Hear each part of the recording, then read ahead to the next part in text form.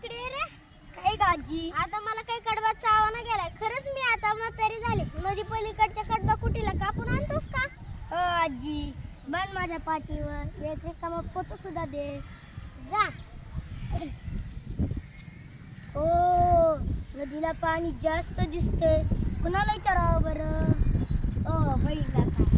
बैल काका ही नदी कडबा कापायला जाऊ शकेल का? पाणी खूप दिसतंय.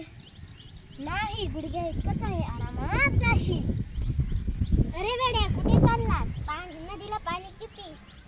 बैल काका म्हणले की गुडघ्या इतकंच तर पाणी आहे. अरे वेड्या असा वेडेपणा करू नको. फिर माघारी. काय झालं? बकुटी बंद होती का? इतक्या लवकर आलास? नाही गाजी नदीला पाणी जास्त दिसलं म्हणून मी घाबरलो.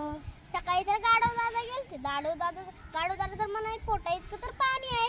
बैल काका म्हणले गुडघ्या इतकंच पाणी आहे. खारुताई म्हणली की कालच माझी मैत्रीण वाहून गेली. अरे वेड्या जरासं डोकं चालव. खारुताई केवढी बुटकी, बैल काका उंच. मग तू बैल काका सारखाच ना. हो मग जा आता जा. हो मी जाऊ शकेल. ला ला ला ला.